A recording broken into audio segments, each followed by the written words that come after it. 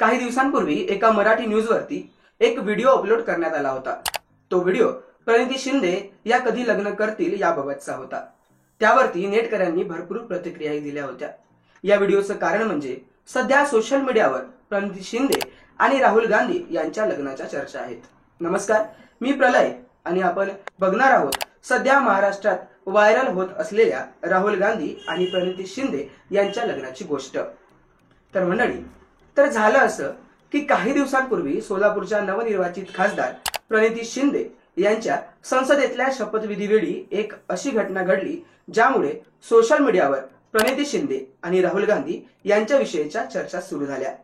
प्रणिती शिंदे या शपथविधीसाठी मागून पुढे येत असताना त्यांना राहुल गांधी दिसले। राहुल गांधी यांना नमस्कार करण्यासाठी त्यांच्या जवळ गेल्या, मात्र राहुल गांधी आणि प्रणिती शिंदे यांना थांबून हात मिळवणी त्यांची झाली। याही आधी राहुल गांधी यांच्या भारत जोडो यात्रेदरम्यान त्या राहुल गांधी यांच्या सोबत सतत असल्याने त्यांची ओळख देशाला झालेली होती। त्यानंतर तेलंगणाचे मुख्यमंत्री रेवंत रेड्डी यांच्या शपथ समारंभात त्या मंचावर अशा ठिकाणी बसल्या होत्या की राहुल गांधी आणि प्रियंका गांधी यांच्या मधोमध मीडियाच्या कॅमेऱ्यात त्या आल्यानंतर संपूर्ण देशात त्यांच्या गांधी परिवारासोबत असलेल्या जवळीकतेची चर्चा झाली। आता राहुल गांधी 54 वर्षाचे आहेत, सोबतच त्यांनी अजूनही लग्न केलेले नाहीये।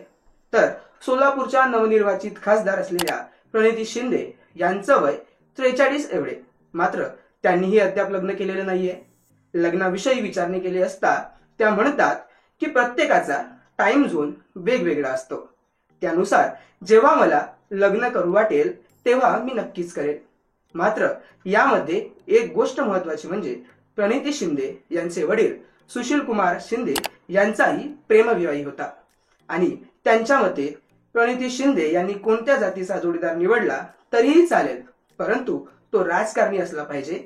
तर प्रणिती शिंदे या राहुल गांधी सोबत लग्न करणार का हाही त्यांचा वैयक्तिक प्रश्न असेल। मात्र नेटकऱ्यांनी कमेंट बॉक्समध्ये राहुल गांधी यांना महाराष्ट्राचे जावई बापू अशी पदवी दिलेली पाहायला आवडेल काय ते मी कमेंट करून आपण नक्की सांगाल। आपल्याला ही माहिती कशी वाटली तेही आपल्याला कमेंट करून नक्की सांगाल। मनपूर्वक धन्यवाद।